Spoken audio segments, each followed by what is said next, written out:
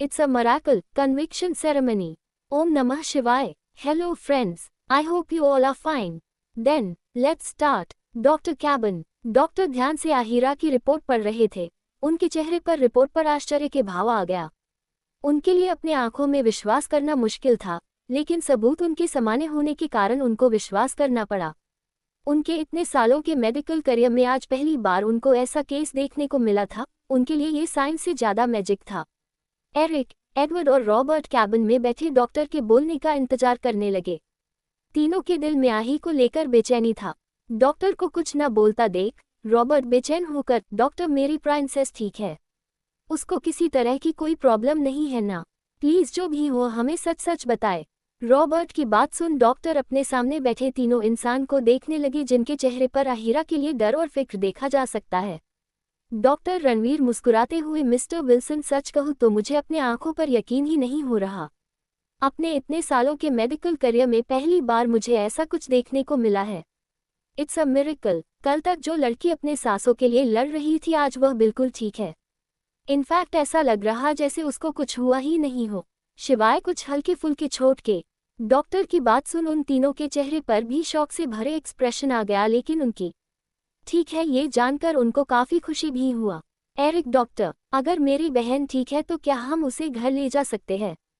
Doctor वह ठीक है, लेकिन कंफर्मेशन के लिए 24 घंटे तक हम उनको मॉनिटर करेंगे, क्योंकि उनकी हेड इंजरीज काफी सीरियस था। बाद में किसी तरह का कोई प्रॉब्लम ना हो उसके लिए। उसके बाद आप लोग चाहे तो आहिरा को कल सुबह तक घर ले जा सकते हैं। आप लोग को उसका खास ख्याल रखना होगा। भले ही चोट पहले से काफी ठीक है, लेकिन सिर पर गहरा चोट आया था।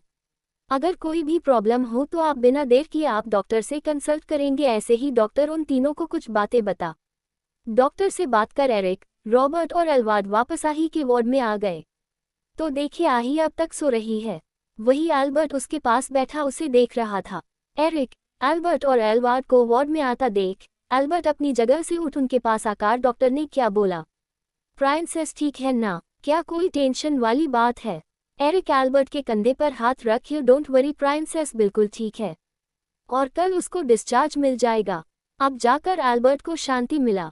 एल्बर्ट आही को देख अपने भाई से, bro I don't understand, princess के साथ अचानक ये सब क्या और कैसे हुआ? मुझे ऐसा लग रहा जैसे जरूर इन सब के पीछे किसी का हाथ है। आई मीन टू से प्रिंसेस उस वक्त अकेले छत पर क्या कर रही थी? एल्बर्ट की यह बात सुन रॉबर्ट, एडवर्ड और एरिक तीनों का ऑरा डर्क हो गया। तीनों को एल्बर्ट के बोलने का मतलब समझ आ गया। आही के टेंशन में उनका इस बात पर ध्यान गया ही नहीं। रॉबर्ट अपनी कठोर आवाज में एरिक से, कल सुबह होने पहले प्रिंसेस के साथ कॉलेज में क्या हुआ उसकी रिपोर्ट मुझे चाहिए। फिर एल्बर्ट से, हम लोग कल सुबह प्रिंसेस को लेकर कैलिफोर्निया के लिए निकलेंगे, तो जाने की तैयारी करो। एरिका में सिर हिला वार्ड से निकल गए। एल्बर्ट भी अपने भाई के पीछे निकल गए। एडवर्ड और रॉबर्ट वार्ड में लगे सोफे पर बैठ गए।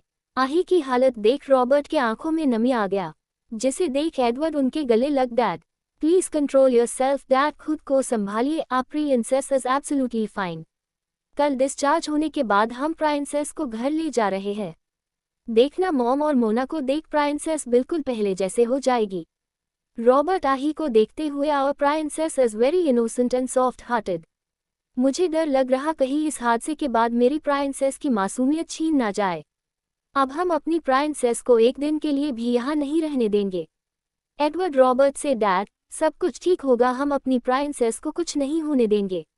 आप रेस्टिंग रूम में जाकर थोड़ी देर रेस्ट कर लीजिए, नहीं तो आपकी तबीयत खराब हो सकता है। प्रिंसेस अब शाम को ही उठेगी, तब तक मैं उसके पास हूँ। रॉबर्ट को एडवर्ड की बात सही लगा, इसलिए वह रेस्ट करने चले गए। शाम को आही से मिलने उसके दोनों दोस्त निशा और जॉन आए। एल्बर्ट, जॉन और निशा आही का मूड ठीक करने के लिए उससे काफी देर बात किए। बातें तो वह तीनों कर रहे थे। आही बस उन्हें सुनकर कभी अपना सिर हिला देती तो कभी मुस्कुरा देती। आज से पहले आही कभी इतना शांत नहीं हुई थी। वह हमेशा हंसते मुस्कुराते रहती, हर वक्त उसके चेहरे पर मुस्कान रहता। उसके लिए सबको बुरा लगने लगा, जिसे जन्नत अच्छे से समझ रही थी, लेकिन वह कुछ नहीं बोली, उसके लिए यह अच्छा था। बातें करते हुए आही को कल कॉलेज में होने वाले कन्विक्शन सेरेमनी का पता चला। कल यूनिवर्सिटी में बेस्ट रिसर्चर को भी अवार्ड मिलने वाला था। इसी अवार्ड के लिए लियो और मैरिया ने आही के रेस आज को चुराया। आही के दिमाग के कल के लिए एक खतरनाक प्लान चलने लगा जो उसके दुश्मनों के लिए बिल्कुल भी अच्छा नहीं होने वाला था। आही अपने मन में, तुम दोनों ने मेरी लिटिल गर्ल को धोखा दिया है। उसका बादल मैं बहुत अच्छे से लूंगी और उसकी शुरुआत कल से होगा। इतना सोच उसकी आंखें बर्फ जैसा ठंडा हो गया।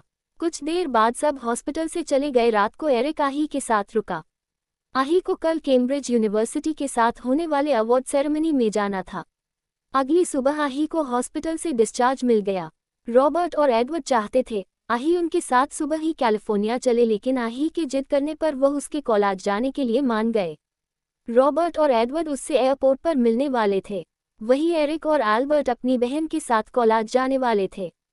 उन दोनों को नहीं पता कॉलेज में उनकी बहन क्या करने वाली है, लेकिन इतना जरूर पता है कल उनको एक बहुत बड़ा झटका मिलने वाला है।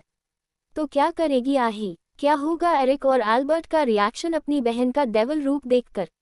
क्या करने वाली है आही लियो और मैरिया के साथ?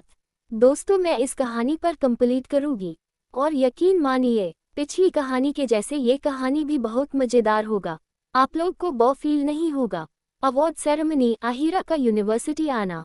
ओम नमः शिवाय। Hello friends, I hope you all are fine.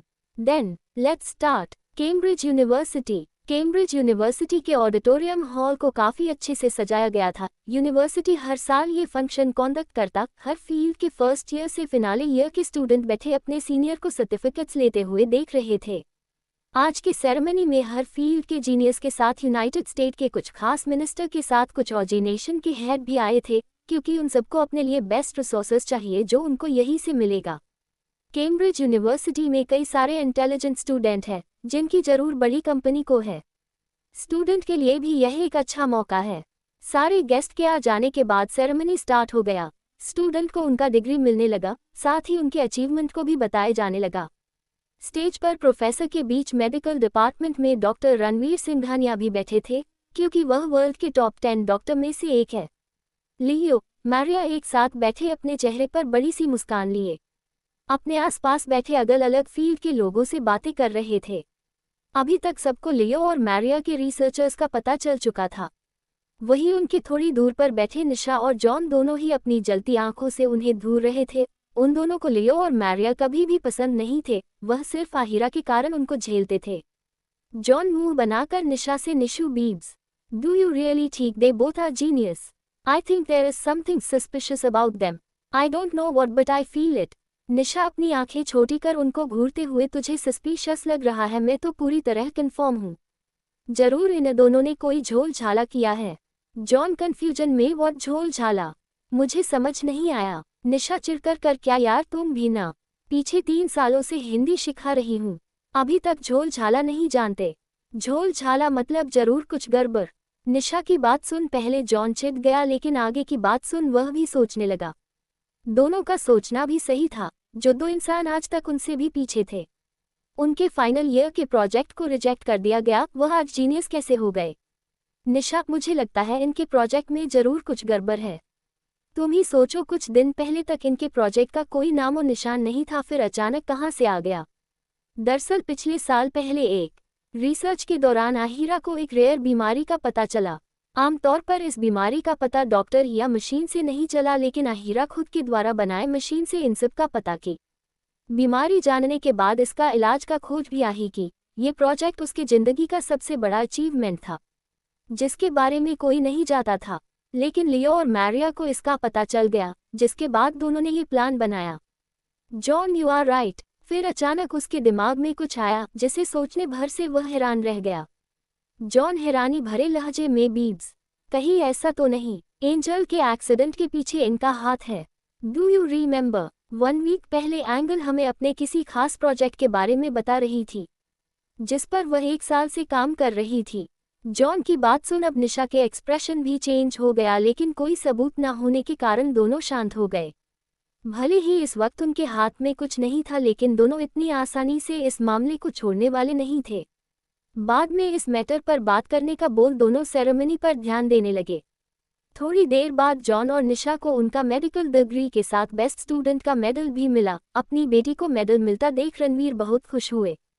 John और निशा को अब बस आही के आने का इंतजार था, क्योंकि कहीं ना कहीं दोनों को यकीन हो गया था आही के इस हालत के पीछे लियो और मैरिया का हाथ है।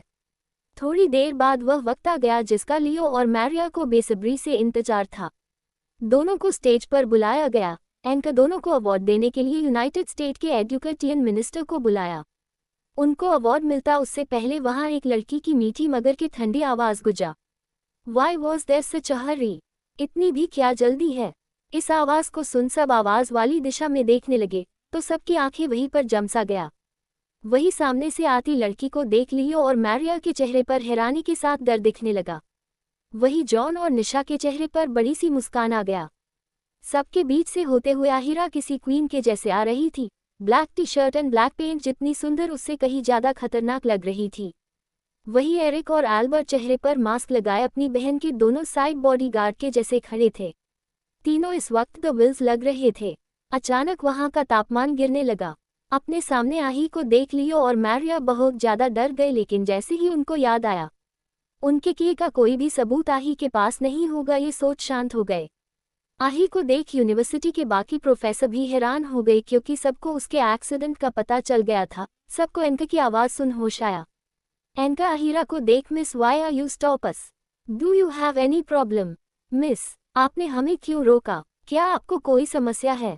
एंकर की बात सुन आही के चेहरे पर डेविल मुस्कान आ गया, जिसे देख लियो और मैरिया अंदर से कांप गए। डर तो एंकर भी गया, लेकिन उसके पास कोई और ऑप्शन नहीं था। आहिरा एंकर से मुस्कुराते हुए of course I have problem, फिर मासूम फेस बनाकर अपनी प्यारी आवाज में, actually before this award ceremony I want to give special gift to my dear friends, Leo and Maria, and I'm very sure you and my dear friend will love my gift. So, please allow me to show it. हाँ, मुझे problem है। दरअसल award ceremony से पहले मैं अपने प्यारे दोस्त लियो और मैरिया को एक स्पेशल गिफ्ट देना चाहती है, और मुझे पक्का यकीन है मेरा गिफ्ट आपको और मेरे दोस्तों को बहुत पसंद आएगा। इसलिए प्लीज मुझे इसे दिखने की अनुमति दे। आही ये सब बोलते हुए इतनी क्यूट लग रही थी कि सब उसको देखते रह गए। सबकी नज़र अपनी बहन पर महसूस कर एरिक और एल्बर्ट का ऑरा डार्क होने लगा, जिसे महसूस कर सबका ध्यान उन दोनों को चला गया। लेकिन जैसे ही उनका ध्यान उनकी कोल्ड आंखों पर गया, सबसे अंदर डर की लहर दौड़ गया। आही की बात सुन एंकर विप गेस्ट और बाकी सबको देखने लगा। सबसे परमिशन मिलने के बाद एंकर मुस्कुराते हुए, you can show your gift little angle. Anchor की बात सुन आही के चेहरे पर खतरनाक मुस्कान आ गया। वह अपना मोबाइल निकाल 30 सेकंड तक कुछ की, उसके बाद वहां लगे बड़े से प्रोजेक्टर पर एक वीडियो चलने लगा। आही लियो और मैरिया को देख अपनी एक आई विंक की, जिसे देख वह कांपने लगे। उनको कुछ गलत होने का एहसास होने लगा। सब प्रोजेक्टर की ओर देखने लगे। सामने चल रहे वीडियो को देख किसी को कुछ समझ नहीं आया, लेकिन लियो और मैरिया के पैरों तले जमीन खिसक गया। उन दोनों के साथ वहां बैठे 3 और इंसान के चेहरे पर भी डर दिखने लगा, जिसे देख आही के चेहरे पर खतरनाक मुस्कान आ गया। इस वक्त प्रोजेक्टर पर चल रहे वीडियो पर दिखाया जा रहा था कैसे लियो और मैरिया 3 लोगों के साथ मिलकर आहिरा से उसका प्रोजेक्ट लेने की प्लानिंग कर रहे थे। साथ ही आही के पता चलने के बाद उसको मारने की कोशिश किए। वह वीडियो पूरे 30 मिनट का था। उस वीडियो को देख वहां बैठे हर इंसान की आंखों में उन 5 के लिए गुस्सा दिखने लगा। सच जानने के बाद क्या होगा? कौन है वह 3 आदमी? कौन सी सजा देने वाली है जनता ही के दुश्मनों को? दोस्तों, अगर आपको कहानी अच्छी लग रही है तो प्लीज़ कहानी को रेटिंग दे, साथ ही अपने दोस्तों के साथ शेयर करें। दोस्तों, कहानी को कंटिन्यू करने के लिए आप लोग का सपोर्ट जरूरी है। अगर आप लोग सपोर्ट नहीं करोगे तो आगे चलकर मुझे कहानी बंद करनी पड़े, इसलिए प्लीज़ आप लोग सपोर्ट करो। मैरिया की नफात लेजेंड डॉक्टर शाइन, विस्मयादिबोधक चिन्ह, ओम नमः शिवाय। Hello friends, I hope you all are fine. Then let's start. Cambridge university. सामने प्रोजेक्टर पर चल रहे वीडियो में लियो और मैरिया के साथ 3 इंसान और था, जिनके बारे में कभी कोई सोच तक नहीं सकता है। तीनों दुनिया के नज़र में काफ़ी शरीफ इंसान है। पहला इंसान कैम्ब्रिज यूनिवर्सिटी के मेडिकल डिपार्टमेंट के हेड मिस्टर हेनरी स्मिथ, जो दुनिया के सामने एक महान डॉक्टर है, लेकिन काली दुनिया में इनका अलग पहचान है। मेडिकल डिपार्टमेंट के हेड होने के कारण इनको यूनिवर्सिटी में हो रहे नए पुराने सारे रिसर्च का पता रहता है। इनका मकसद आहिरा के बनाए रेयर मेडिसिन को हथिया कर उसे ब्लैक मार्केट में बेच पैसे कमाना था। साथ ही आही के बनाए मशीन को भी ये ब्लैक मार्केट में बेचने वाले थे जोड़। इन सब में इनका साथ mister Delton Brown, Leo's father and mister Martin मिला मैरिया एस फादर दे रहे थे, जहां मार्टिन के कई सारे हॉस्पिटल और फार्मेसी था, वही डेल्टन भी इस बिजनेस में इन्वॉल्व थे। दोनों की कंपनी मर्ज था। आज से पहले भी ये लोग ऐसा काम सबसे बचकर कर चुके थे। स्टूडेंट या प्रोफेसर के बनाए मशीन हो या दवाई, सबको ये लोग गवर्नमेंट के नज़र से छिपाकर ब्लैक मार्केट में बेचते। यूनिवर्सिटी में होने वाले सारे इशू को हेनरी संभाल लेते। उस वीडियो में लियो और मैरिया की सच्चाई के साथ डेल्टन, मार्टिन एंड हेनरी के काले कामों की सच्चाई भी था। सच जानकर वहां आए अदर बिजनेसमैन के साथ मिनिस्टर भी हैरान रह गए। उन सब के लिए यह बहुत बड़ा झटका था। गलत दवाई के कारण न जाने कितने ही लोगों की मौत हो चुका है और उसके पीछे इन तीनों का हाथ था। As a doctor, Leo and Maria की गलती के कारण 20 लोगों की जान जा चुका था, जिसे ये लोग आसानी से छुपा लिए। दरअसल डेल्टन और मार्टिन यूनिवर्सिटी के ट्रस्टी में शामिल है, इसलिए किसी को इनके गलत काम का पता नहीं चला। अब इनको कौन ही बताए। चाहे ये लोग कितने भी बड़े तोप हो, लेकिन हमारी डार्क क्वीन के आगे फुसकी बम से ज्यादा कुछ नहीं है। करीब 30 मिनट बाद प्रोजेक्टर बंद हो गया और वहां लाइट आ गया। सब गुस्से भरी नजरों से लियो, मैरिया, डेल्टन, मार्टिन एंड हेनरी को देखने लगे। उन पांचों अपने आंखों में डर लिए सबको देखने लगे। लेकिन जैसे ही मैरिया का ध्यान आही पर गया, उसके आंखों में नफरत दिखने लगा, जिसे देख आही के चेहरे पर डेविल मुस्कान आ गया। वही अपनी बहन पर मैरिया की नफरत भरी नजरें महसूस कर एल्बर्ट और एरिक की आंखें लाल हो गया। उनका सच सबके सामने आ गया था। अब वह चाहकर भी कुछ नहीं कर सकते हैं। आही उनको सफाई देने का मौका भी नहीं छोड़ी। लेकिन कहते हैं नालातों के भूत बातों से नहीं मानते। मैरिया आही से नफरत भरी आवाज में, yes I do everything and trust me, if I anyone give me one chance I will you kill you again because I hate you. हाँ, मैंने ये सब किया और यकीन मानो अगर कोई मुझे एक मौका दे तो मैं तुम्हें फिर से मरूंगी, क्योंकि मैं तुमसे नफरत करती हूँ। फिर आही को ऊपर से नीचे देखते हुए, look at yourself, who are you, what is your identity, front of me you are nothing, I am Maria Mila and you are such a poor girl, you have no right to stay this university. खुद को देखो, कौन हो तुम, क्या है तुम्हारी पहचान। मेरे सामने तुम कुछ भी नहीं हो। मैं मैरिया मिला हूँ और तुम एक गरीब लड़की। तुम्हारे पास इतना भी अधिकार नहीं जो तुम इस यूनिवर्सिटी में रह सको। मैरिया की बात सुन वहां खड़ा हर इंसान उसको ऐसे देखने लगा जैसे किसी पागल को देख रहा हो। सबके सामने इतना बड़ा सच था, लेकिन फिर भी वह ही को नथिंग बोल रही थी। अपनी प्राइंसेस के बारे में ऐसी घटिया बात सुनकर अल्बर्ट और एरिक का गुस्सा आउट ऑफ कंट्रोल हो गया। एरिक अपनी खतरनाक आवाज में, ओ रियली मिस मिला, she is nothing front of you. उसकी आवाज सुन सब उसको देखने लगे। आही भी अपने भाई को देखने लगी, फिर अपने चेहरे पर अजीब सी मुस्कान लिए। बट व्हाट हैपन इफ मिला family don't exist in this world. उसके इतना बोलते ही मार्टिन का फोन बजाने लगा। सबका ध्यान मार्टिन पर चला गया। एरिक आंखों से फोन उठाने का इशारा किया तो वह फोन उठाया। सामने वाले इंसान की बात सुन वह धड़ाम की आवाज से जमीन पर गिर गया। कुछ वैसा ही डेल्टन के साथ हुआ। दोनों की कंपनी बर्बाद हो चुका था, जिसके पीछे एरिक का हाथ था। एरिक मैरिया से, now tell me who are you, you are zero. फिर आही को अपने आगे कर सबको और खासकर मैरिया को देख तेज आवाज में, everyone want to know who is she, then I will introduce her. सब जानना चाहते हैं ये कौन है, तो मैं इनकी पहचान करता हूँ। एरिक और एल्बर्ट एक दूसरे को आंख से इशारा कर एक साथ अपना मास्क निकाल दिए। अपने सामने यूनाइटेड स्टेट के business king Eric Wilson and Hollywood entertainment industry के किंग एल्बर्ट विल्सन को देख वहां बैठे हर बिजनेसमैन, मिनिस्टर के साथ स्टूडेंट की आंखें भी हैरानी से बड़ा हो गया। रॉबर्ट और एडवर्ड का देश में भले ही अलग पहचान था, लेकिन एरिक और एल्बर्ट उनसे आगे निकल चुके थे। विल्सन फैमिली का यूनाइटेड स्टेट के इकोनॉमी में बहुत बड़ा हाथ है, ये बात सब लोग जानते हैं। एल्बर्ट सबको देख अपनी कोल्ड वॉइस में, she is Ahira Wilson, Wilson family one and only princess. This is only her identity that given by her family. But she has made own identity. She is world number Dr. Shine. ये है Ahira Wilson, Wilson family की इकलौती प्राइंसेस। ये पहचान उसको अपनी family से मिला है, लेकिन इसने दुनिया में अपनी पहचान खुद बनाई है। ये है वर्ल्ड की नंबर डॉक्टर शाइन। शाइन नाम सुन वहाँ बिल्कुल शांति छा गया। सब आंखें फाड़े आही को देखने लगे। भला यहाँ कौन शाइन को नहीं जानता। She is medical legend. सबकी नज़र अपनी बहन पर देख एल्बर्ट और एरिक को गुस्सा आने लगा। एरिक अपनी कोल्ड आवाज में, if anyone rise eyes on my princess I will take off him ears. अगर किसी ने मेरी बहन पर आंखें उठाया तो उसकी आंखें निकाल लूंगा। एरिक की खतरनाक आवाज सुन सब नीचे देखने लगे। एरिक मिनिस्टर से, mister George, I hope you know very well what do you have to do. If you don't know then you can tell me. I have my own way, mister George. उम्मीद है आप अच्छे से जानते हैं आपको क्या करना है। अगर आपको पता नहीं तो मुझे बता सकते हैं, मेरे पास अपने तरीके हैं। एरिक की कोल्ड आवाज़ सुन मिनिस्टर के साथ ऑडिटोरियम में बैठा हर इंसान कांप गया। सबने एरिक विल्सन के बेरहमी के किस्से सुने थे। Mister George please, you don't worry mister Wilson, I will handle everything. कुछ ही देर में वहां पुलिस आई और उन पांचों को लेकर जाने लगी। उनको जाते देख आही के चेहरे पर खतरनाक मुस्कान आ गया। वह अपना मोबाइल निकाल किसी को मैसेज कर वापस सबको देखने लगी। मिस्टर जॉर्ज के ऑर्डर पर गवर्नमेंट की ओर से एक कम्युनिटी बिठाया जाने वाला था।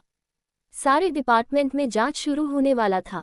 सबके जाने के बाद अब वहां एरिक, एल्बर्ट, आही, डॉक्टर रायनवीर, जॉन और निशा बचे। निशा हल्के गुस्से में आही से तुमने कभी बताया क्यों नहीं कि तुम ही वह लेजेंड डॉक्टर शाइन हो? तुम्हें तो पता था ना मैं शाइन की कितनी बड़ी फैन हूँ। आही अपने चेहरे पर दुनिया जहान की मासूमियत लिए निशु दी सॉरी मौका नहीं मिला। आही के मासूम फेस को देख निशा मान गई। जॉन खुश होकर गाइज मैं तो आज बहुत खुश हूँ, फाइनली आज मुझे अपने महान डॉक्टर से मिलने का मौका तो मिला। ये सुन सब हंसने लगे। डॉक्टर रणवीर आही से एक प्रोफेसर होने के नाते हमें आप पर गर्व है बच्चा, ऐसे ही आगे बढ़ते रहो। आही उनकी बात सुन मुकुरा दी। फिर थोड़ी देर बाद कर सब वहां से निकल गए। जॉन कैलिफोर्निया का था लेकिन वह कुछ दिन बाद जाने वाला था। डॉक्टर रणवीर और निशा को इंडिया के लिए निकलना था। आही एरिक और एल्बर्ट के साथ यूनिवर्सिटी से निकल गई। कुछ वक्त बाद उन पांचों के किए हर गलत कामों की खबर मीडिया को मिल गया। कुछ ही घंटे में उन पांचों की जेल से भाग जाने की खराब आने लगा। जहां एक तरफ आही अपने फैमिली के साथ कैलिफोर्निया के लिए निकल गई, वहीं निशा अपने पापा रणवीर सिंघानिया के साथ इंडिया के लिए निकल गई। निशा आही के साथ जाना चाहती थी लेकिन उसका इंडिया जाना भी जरूरी था। कुछ घंटे बाद उनका जेट कैलिफोर्निया के एयरपोर्ट पर लैंड हुआ। एयरपोर्ट के चारों तरफ ब्लैक ड्रेस पहने गार्ड्स खड़े थे। Robert, Edward, Eric and Albert jet से बाहर निकले। आही जेट में ही सो चुकी थी इसलिए एरिक उसको अपने गोद में लिए आगे बढ़ने लगा।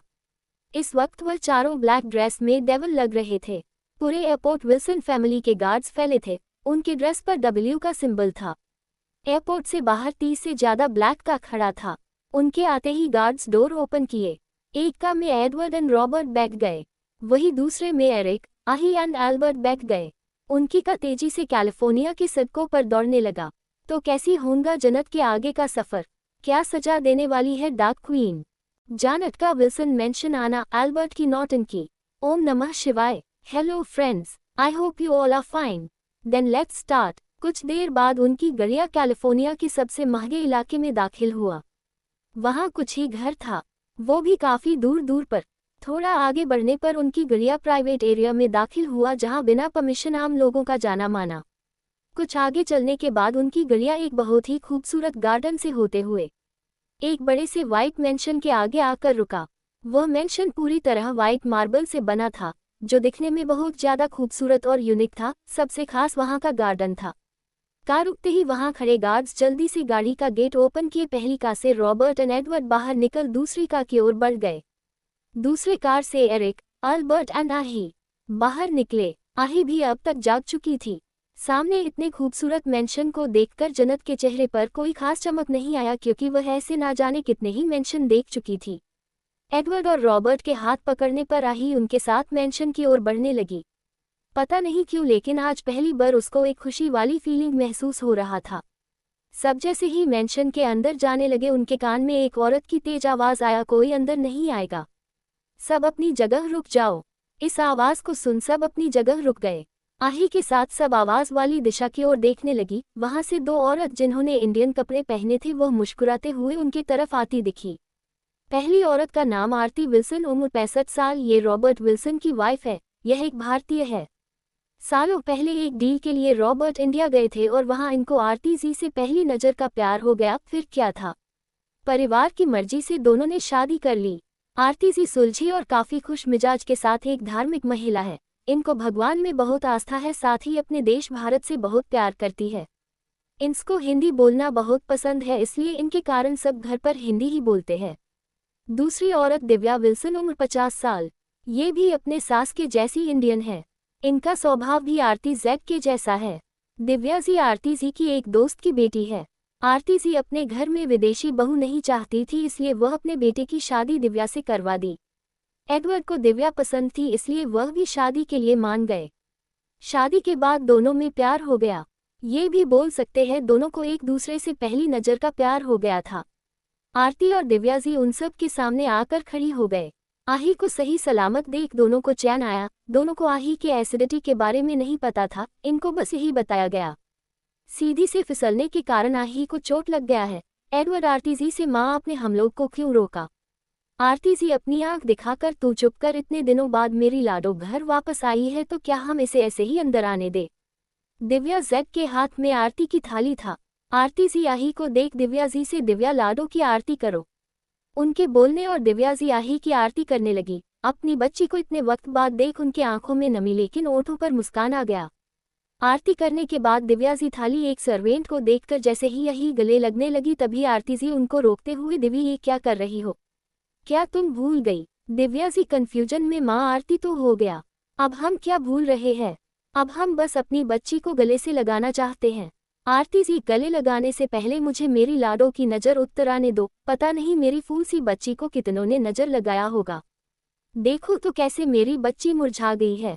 उनके बोलते ही सब आही को देखने लगे, जो अपनी मासूम नज़रों से उनको देख रही थी। लेकिन जैसे ही नज़र उतराने की बात रॉबर्ट, एडवर्ड, एरिक और एल्बर्ट के कानों में गया, उनके आंखों में डर दिखने लगा। वही आही मतलब जन्नत को उनके डर का कारण समझ नहीं आया। जन्नत के अंदर कोई इमोशन नहीं था। जन्नत होने वाली नेक्स्ट माफिया गॉडफादर थी, इसलिए उसको हमेशा फैमिली से दूर रहना पड़ता था। उसके अंदर सिर्फ अपने फैमिली के लिए थोड़ा बहुत इमोशन था। वह अपने इमोशन काफ़ी कम ही शो करती थी, लेकिन उसकी मॉम डैड उससे बहुत प्यार करते थे। उसके लिए ये सब कुछ नया था। फैमिली के साथ ऐसे टाइम वह पहली बार बिता रही थी। उसके अंदर से अलग इमोशन फील हो रहा था जो उसकी समझ से परे था। सर्वेंट नज़र उतराने का सामान लाया। आरती जी जैसे ही नज़र उतराने लगी, जेम्स 2 कदम पीछे हट गए। आरती जी अपने हाथ में नज़र उतारने का सामान लेकर आही के चारों तरफ घूमते नज़र उतराने लगी। वही आही उसको छोटी बच्ची के जैसे अपनी आंखों में चमक लिए देखने लगी। नज़र उतार आरती जी जैसे ही अपने हाथ में लिए सूखी मिर्ची को आग में डाली, सबको धुएं से सबको खांसी होने लगा। ऐसे ही आरती जी पूरे 5 बार आही की नज़र उतरी, सबका खांसी से बुरा हाल हो गया। सबके आंखों में पानी आ गया। अब जाकर आही को अपने भाई, पापा और दादू के डर का कारण पता चला। अब तो जन्नत को भी दादी की नज़र उतरने से डर लगने लगा था। आरती जेड के नज़र उतराते ही रॉबर्ट, एडवर्ड, एरिक, एल्बर्ट और आही मेंशन में अंदर भागे। आरती जी कंफ्यूजन में, अब इनको क्या हुआ? दिव्या जी, माँ यहाँ धुआं है ना, इसलिए सब अंदर चले गए। चलिए हम भी चलते हैं, हमें अपनी बच्ची से मिलना है। उनकी बात मान दोनों अंदर चली गई। सर्वेंट नज़र उतराने के सामना को लेकर मेंशन से बाहर निकल गई। एल्बर्ट अपने आंखों में आई नमी साफ कर, यार नज़र का पता नहीं, लेकिन दादी ऐसे ही हमारी नज़र उतारते रही हो, हमारी आंखें जरूर चली जाएगी। एल्बर्ट जैसी सोच बाकी सबका भी था। आही जल्द ही संभल गई। उन चारों की हालत देख आही के चेहरे पर हल्की मगर सच्ची मुस्कान आ गया। एल्बर्ट की बात सुन आरती जी उसका कान पकड़, नालायक क्या कहा तूने? भूल मत, बचपन में सबके नज़र लगाने पर तू रोता था तो मैं ऐसे ही तेरी नज़र उतारती थी, और आज तब मुझे सीखा रहा है। आरती सी कान पकड़ने पर एल्बर्ट नौटंकी करते हुए, 000 मेरी स्वीट दादी प्लीज़ मेरा कान छोड़ दो, बहुत दर्द हो रहा।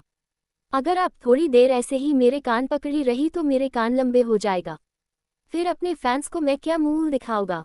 एल्बर्ट की हालत देख सब हंसने लगी। वही उसकी नौटंकी देख आरती जी उसके कान छोड़ दी। दिव्या जी आही को अपने गले लगा अपनी रुधी आवाज में, सोना हमने आपको बहुत मिस किया। क्या आपको माँ की याद नहीं आती थी?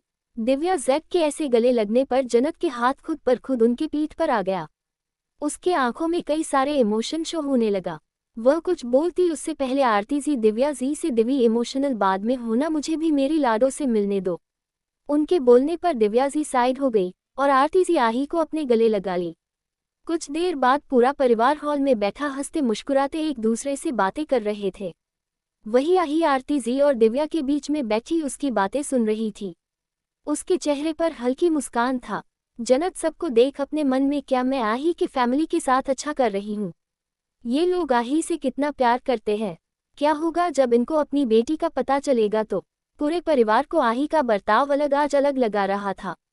जहां एक तरफ आरती जी और दिव्या को लगा थकान होने के कारण आही कुछ नहीं बोल रही, वहीं दूसरी तरफ बाकी चारों की लगा कॉलेज में जो कुछ आही के साथ हुआ उसके कारण वह चुप है। वही सच्चाई तो सिर्फ आही को पता था। कुछ देर बाद आही एल्बर्ट के साथ अपने रूम में आई।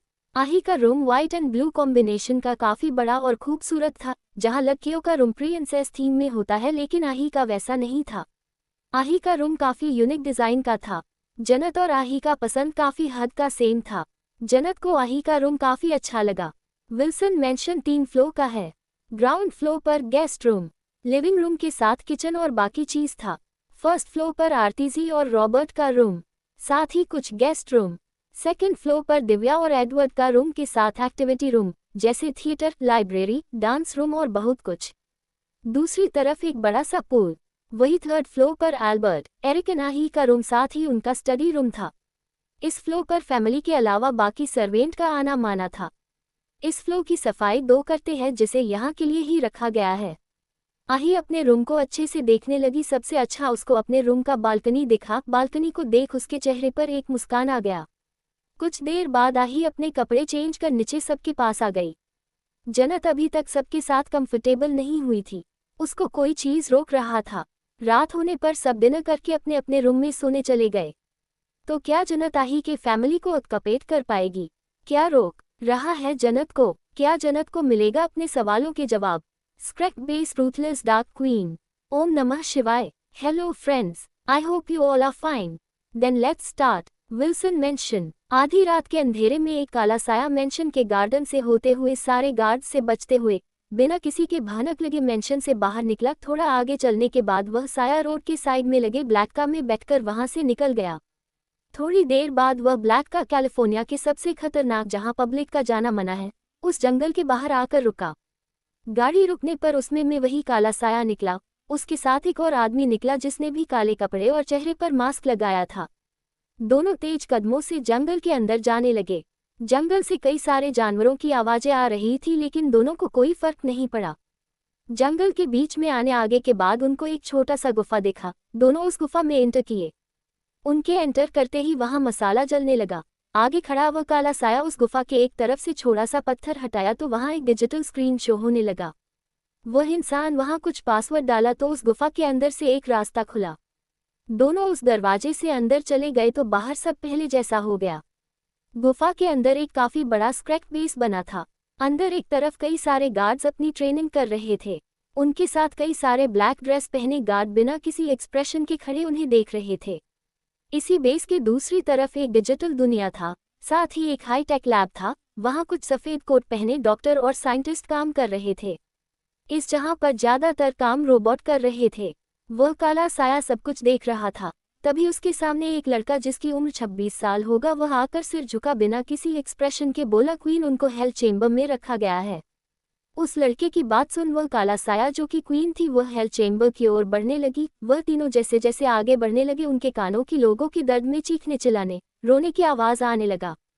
तीनों एक बड़े से सेल के बाहर आकर रुके तो एक गार्ड उस सेल का दरवाजा खोल दिया। दरवाजा खुलने के साथ ही उस सेल में लाइट जलने लगा। अंदर 5 लोगों को रस्सियों से बंद कर रखा गया था।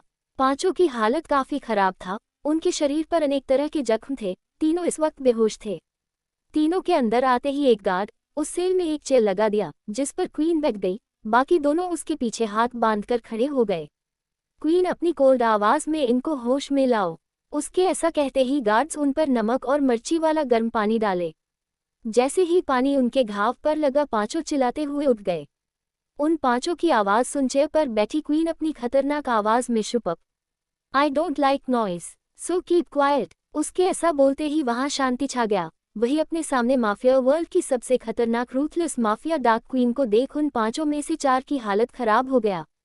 ये 5 लियो, मैरिया, डेल्टन, हेनरी एंड मार्टिन थे और उनके सामने इस वक्त आही यानी जन्नत अपने माफिया क्वीन के अवतार में खड़ी थी। डार्क क्वीन की पहचान उसका यूनिक ब्लैक मास्क और उसकी वह सबसे खतरनाक हरी आंखें हैं जो माफिया बनते ही किसी मॉन्स्टर के जैसे लगने लगता है। जब इन 5 को जेल ले जाया रहा था उसी वक्त जन्नत अपने गार्ड से बोल उसको वहां से गायब कर कैलिफोर्निया के अपने इस क्रैक बेस में लाने को बोल दी थी। वह इन 5 को अपने हाथ से सजा देना चाहती है। आखिर आज इनके कारण असली आही इस दुनिया में नहीं थी। मार्टिन अपनी डर भरी कांपती आवाज में mafia queen, why are you catch us? Have we make a mistake? If we did any mistake please forgive us. Please queen, mafia queen, आपने हमें क्यों पकड़ा है? क्या हमसे कोई गलती हुई है?